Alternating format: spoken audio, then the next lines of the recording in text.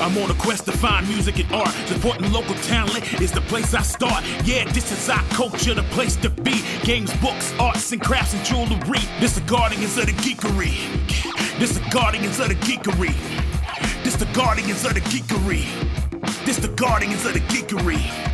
And now for today's episode of Guardians of the Geekery with your hosts, Matt, Carol, and Joey.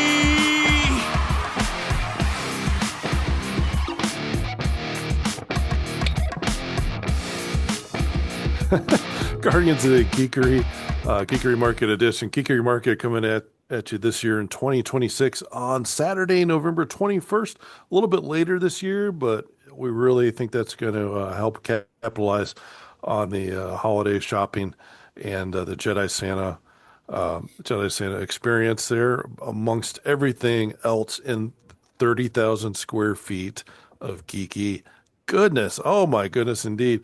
And we're raising non-perishable food items, collecting those.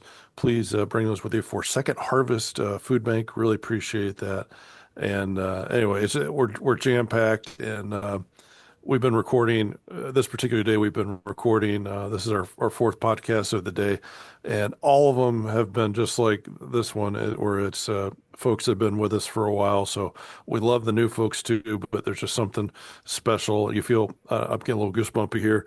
I guess at my old age, but it's just there's something special when somebody says, "Oh my gosh, I want to come back and do another year with you crazy folks." So, so that said, Dan from Spandex Splinters, welcome back. We appreciate you so much, and Yeah. I think it was a Heroes Mini Con one year, and you had this lovely beaker there, and it was just. Yeah. Anyway, just it still makes us laugh That's and, good. and smile. So yeah, so lots of enjoyment out of that. But yeah, Yes, he sent me the picture of it, and I said, buy it for me. And also, I will track him down and I will find him on social media. that's right. Buy. And hopefully, you didn't feel too stalked, but I did stalk you. Not at all. Sign up now. So. It was one of the best things I've done. I've loved being at your show. It's always good. Oh, Yeah. It's a great experience. Everyone there is fantastic, so it's always great. Awesome. Well, Yeah, I love it. thank you for the praise. You get to come back. So, no kidding. So what have you been working on? I know that you do some things over and over, and then, like all of us, you get bored and you do some other stuff instead. It's funny. I did Heroes this year and sold out of almost everything, which that's always a good thing to do. Yeah, it was great. It's good, but it's bad because then I've got one con coming up at the beginning of September, and then yours. So now I've got to get really moving. And I think for the other con, I'm gonna stick with just kind of like 4 or 5 different things rather than being all over the board. That way I can kind of like just focus and do my Batman, Hellboys, Beakers, that type of thing. Just kind of. But for yours, I've got like a bunch of different things that I've been working on. I guess Ebony Maw from with his great hairline. Yes. Yeah, it's a little bit back. So from Marvel, but I didn't really pay attention to him until the Avengers movie there. Yeah. Awesome. That is awesome. What is this weird one here? I like finding like random things, even if I don't read the book. Sometimes I think it's just funny. But there was a comic publisher called Ahoy Comics. And for a while they did a bunch of books, but I did one called Dragonfly Man. I don't know. But he looks like this. He's got these goggles, and then he kind of has this thing. Of course, he's grumpy and frowny, so that's what we like. It's a little chin strap for sure. Yeah, but he's funny. I don't know. I don't know what I'm doing with that guy. It's one of these things that like you make these and then no one knows, but you just get one random fan that's like, is that? Oh, totally. All right. And then you kind of connect with that. and you're able Dan to always says, "Do you want it to be?" One guy, he bought a Jack Kirby. I did a Jack Kirby piece, and he thought it was Galactus, and I was like, "Sure, Yes, whatever you want, that's whatever you yes. want. It doesn't Yeah, matter." I mean, if you don't know the Ahoy character, it's totally like aquatic Batman. Go That's for right. it, However you look at it, I look at it the same way. Does it give you joy in your heart? Buy it from me. So, Yeah, yeah. that's right. I think I brought 2 other pieces here that were kind of different. They were all non-superhero related, except for Ebony Maw. Well, Dragonfly, but Sub-Zero. Oh, yeah. Cool. Wow. I love the detailing down on the bottom. Yeah, it's pretty cool. He's pretty fun. And then another kind of random comic thing. There's a book called Canto, and it's about a little clockwork guy that has to find his heart. Oh. And he goes through all this stuff, and of course, there's bad people in it. But there's something called the Furies, and it was kind of a witch lady, but she's got this cool kind of headband. That's cool. And kind of a, it's got a mask over her eyes and stuff like that. So those ones I've been doing. I think I find that doing these obscure things kind of does keep you. Yeah, you do Batmans and everything, and then you have to throw in some random things once in a while just to kind of keep your head.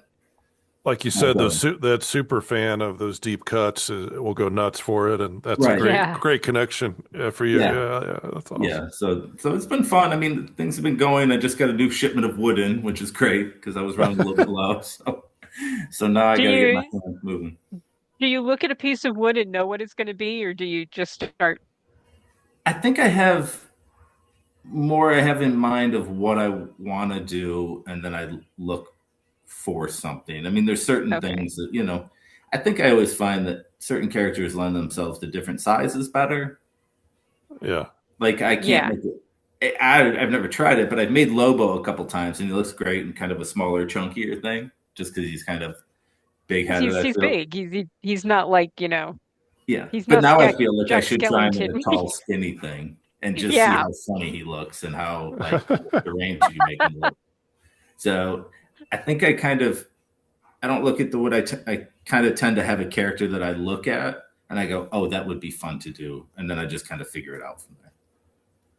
Does it ever get to be like the Twilight Zone episodes, like with the guy who's a ventriloquist and the dummy talks to you in the middle of the night? The little things ever talk to you like, Dan.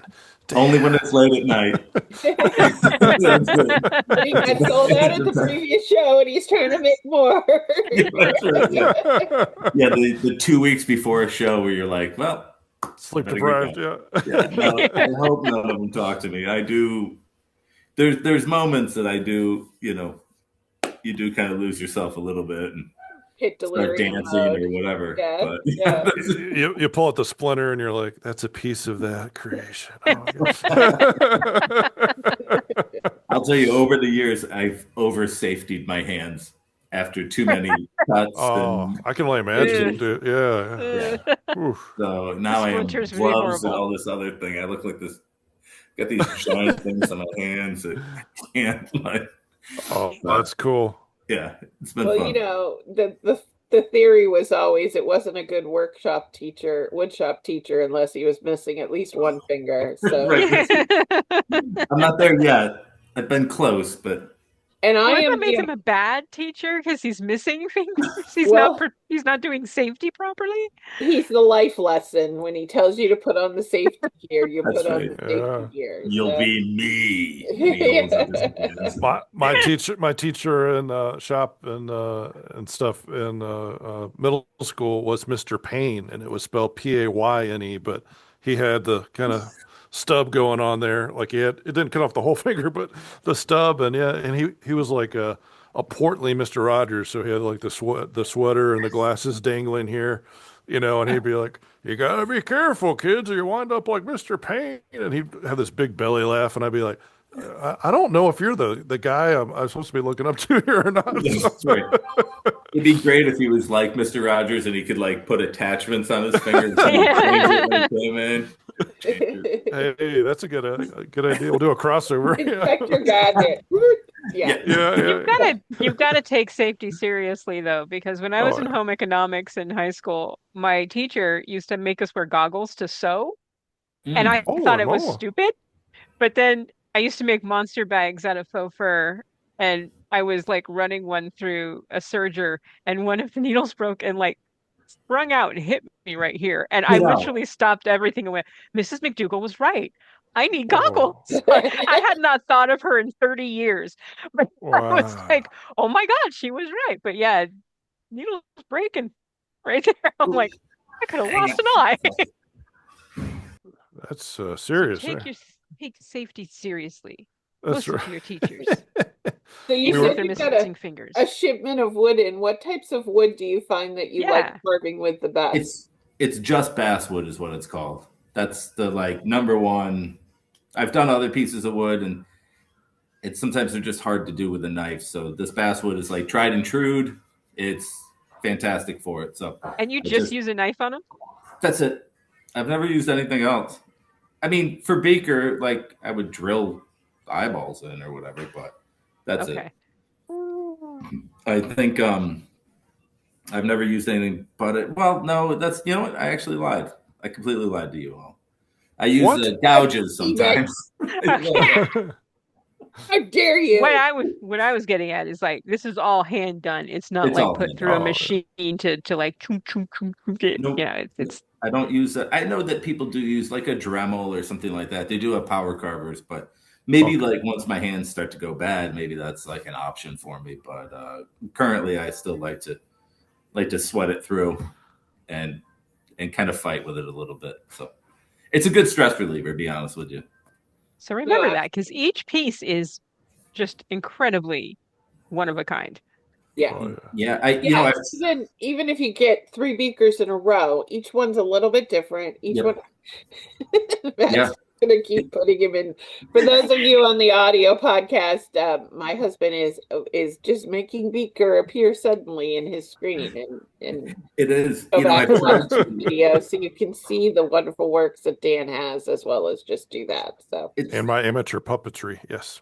Yeah. Now, the burning question that Matt had that he told me he was going to ask you ahead of time was, is it important that you wear spandex while you're getting the splinters, or I never.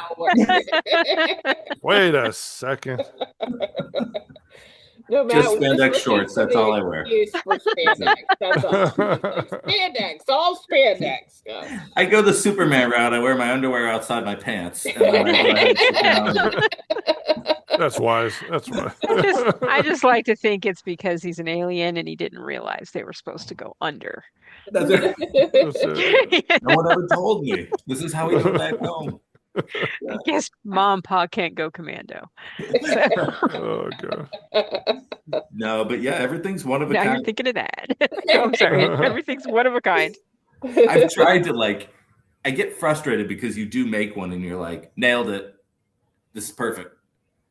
And then you try to do it again and it doesn't work out, or things start breaking on it, and you're like, it does get frustrating sometimes where you're like, wow, I can't recreate it. One time I carved a Baby Yoda, and I thought it'd be cool to make like a silicone mold.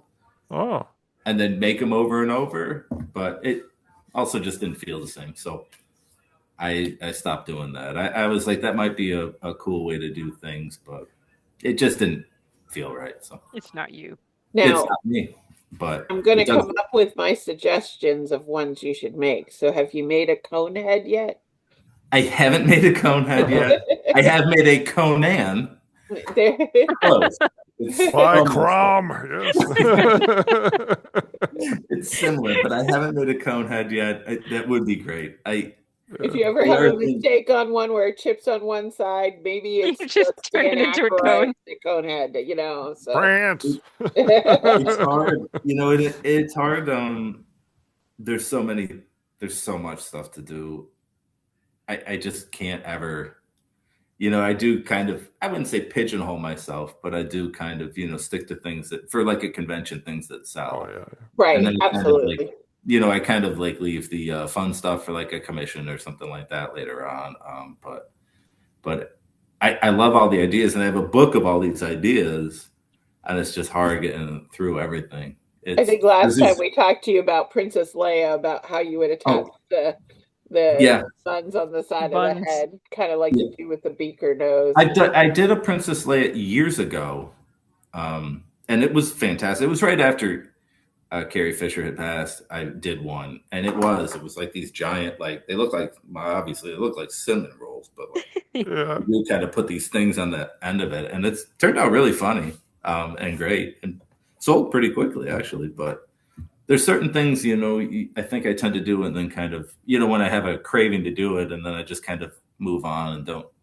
You've satisfied that need, and you don't so you just don't seem to make it again, even though it was satisfying and rewarding to make. Sometimes you just kind of are like, well, I got that out of my head.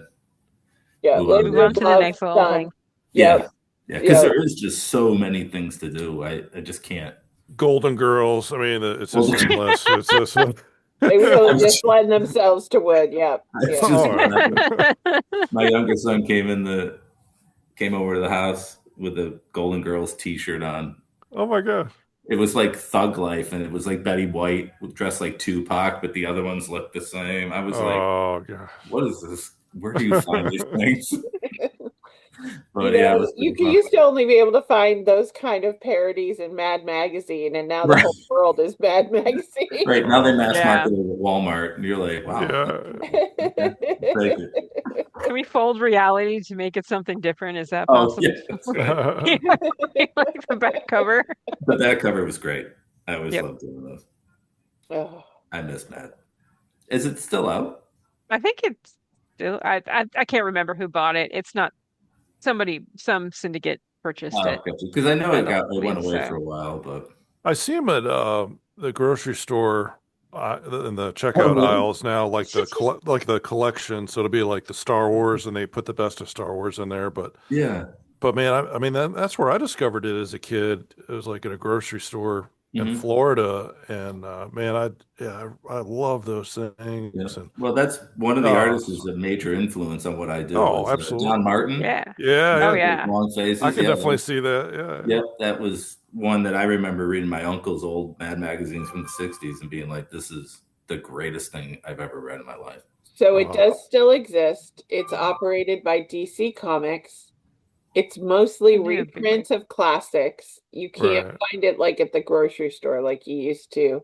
It's more specialty comic book stores where you can order it in.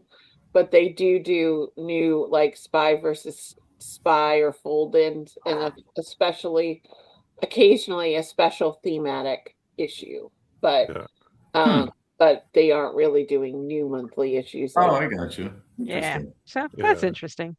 DC bought it. So yeah. I love a good Mad Magazine side quest in an interview. That's pretty good. We went there you go. Mining gold. Well, the whole point is like inspiring to find out new stuff, right? So we did that.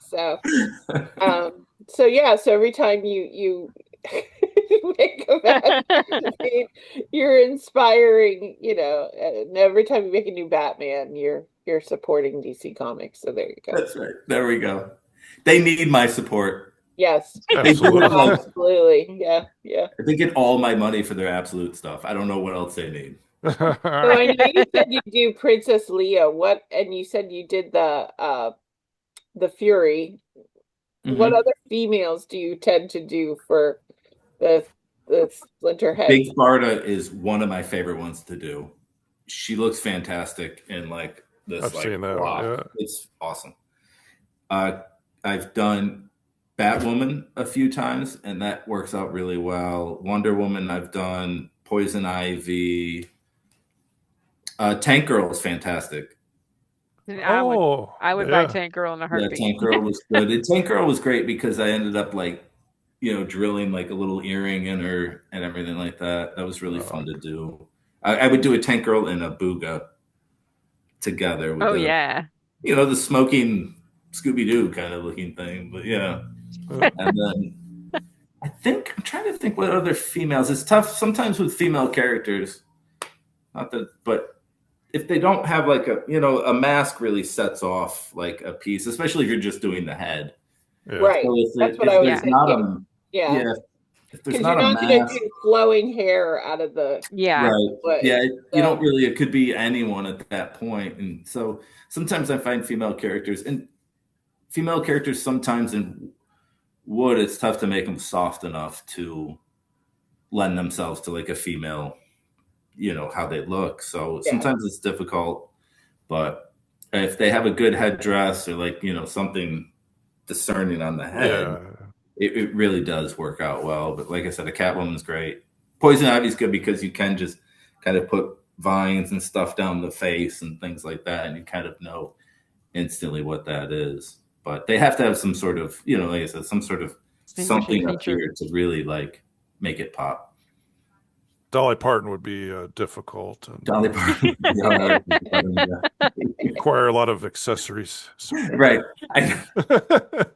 Maybe if I could get her like a 9-to-5 face tattoo, everyone would. There you go. I think, but yeah, I'm always open to, like I said, I'm always open to doing any character really, but sometimes the look, some lend themselves better to my style than others. You know what I think would be fun would be like a slee stack from Land of the Lost. Oh yeah, that would be the cool. Bug eyes, kind of like you do with Beaker, but also just that the lips and everything. They also had themselves to that downward turn and stuff. So. What did I get? I started. Someone commissioned me at Heroes. I did it over the weekend to do a Creature from the Black Lagoon. Yeah. Oh yeah, that's kind of a good one.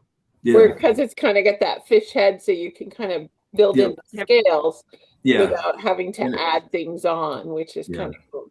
It was great. It turned out really good. I'm always like, it's always kind of nerve-wracking to do like a character for someone that you hadn't done before, and you're like, I'm gonna screw this up huge. And then to have it come out, and it's always nice to see it. Like, wow, I didn't screw this up. Yay! Right. First time for that. So, how long does it typically take you to do one? I mean, as opposed to like one that you've done before, might be quicker, right? Because you kind of know where you're going. But so, like a Batman, just like my regular size, a Batman might take 30 minutes. Oh, maybe to carve, maybe not. It depends how like long the ears are and how intricate it is. And then painting it can be pretty simple. There's not a lot to them. But a creature I haven't done before, it depends like a creature. I think of Creature from the Black Lagoon. But that I haven't done before, it might take, a few hours. Because you really do kind of sit and look at it. And then, especially if it's like a commission thing that someone's going to pick up in front of you. Oh, yeah. You're just like, I don't know. And then the painting process can take a lot longer just because you're just trying to figure it out. Yeah. So, it could be 3 to 6 hours, depending on, how slow you want to go and how like detailed you want to get. I'll have to get together with you to do a commission for me of Wilford Brimley from Cocoon. That'd be a great. I gotta be honest. I thought you were gonna go hard target, but yeah, we'll take I thought he was gonna go The Thing. So I thought he was gonna do Old Man Tick. So there you go. Yeah. I thought you were gonna do Quaker Oats. I'm not sure which one is gonna go either way. But Brimley's always kind of Brimley, isn't he? Yeah. Yeah. Maybe I should do like a Colonel Sanders too. That might be fun. That'd be kind of yes. Mascots. Yeah. I'll have to do all cereal mascots at some point. Oh, I could do like the Boo Berry and Frankenberry. Oh, Frankenberry. Oh, that'd be a big hit. Frankenberry would be those actually would be pretty cool. I'll write that on the list. There you go. Right. Another one to add to the list. Things to torture Dan. Well, as always, it's always so much fun to hang out with you, Dan. So we want to make sure if you go to geekerymarket.com, you can absolutely click on Spandex Splinters on the Geeky Market list of sellers that are coming, artisans that are coming, and see some examples of his work, see some of previous articles and stuff like that. So you can check it out. If you want to do a commission, make sure you get that information in early, because it sounds like you've got a couple shows between now and then. So, you know, time is limited because it is all hand carved, handcrafted. He doesn't just set it on a printer and walk away. So be aware of that. And that's the best way. Again, Yeah. a lot of our artisans are one, you know, they create these things and they are couture. It's one of a kind. You're never going to see that exact one again. So if you see it posted on the page, you want to make sure that you immediately pay for it and pick it up at the market, because it might not be there when you get there. So, you know, make sure you get there early, get there often, and order in advance. So, any final thoughts from the Peanut Gallery, Dan? Anything from you? You're not the Peanut Gallery, Matt. Matt, any final words on your side? Me? You knew it was coming. You knew it was coming. At the beginning of Star Wars. Just kind of comes over. It's Beaker in space. Carol? Nope, I'm good. I don't have a beaker to come into the frame. As you can tell, they're so much fun. We never get tired of Beaker, and we need to pick up some more at the Geekery Market or the other places you're going to be, Dan. So, but yeah, thanks so much. It brings us a lot of fun, and it's great to have you back again. So yeah, you guys are fantastic. I love this. This is like the only con I do that does this, and it's super fun. So awesome. Well, we enjoy having you. We enjoy people getting excited about you coming back and asking us. And people do. We'll be at other events, and they're like, "Oh, is that dude coming back that does the totem?" Cool. And we're like, "Absolutely! If you want to see who else is on there, check it out there." Because they'll be like, "Who else is coming?" And I'm like, "Look, we have 90 artists. I'm not sitting here talking to you about every single artist, but they are awesome, and you need to check them all out." So yeah, they're great. You guys get it. It's a really good mix. It's a great, like, you can find anything for, you know. If you can't find something for your family member for the holidays, they suck. So, right. And there's even fudge. Like, you can get everything. Yeah. There's food, there's drinks, there's all sorts of things that you can get. So if you can't buy them something, just buy them a gift card to Walmart and be done with it. Amazon, it'll be fine. They'll be fine. All right. Well, we'll see you soon. We'll talk to you later. Thanks, y'all. Bye-bye. Bye. That was an episode of Guardians of the Geekery. Thank you for listening. Check us out at guardiansofthegeekery.com and stay tuned for more content.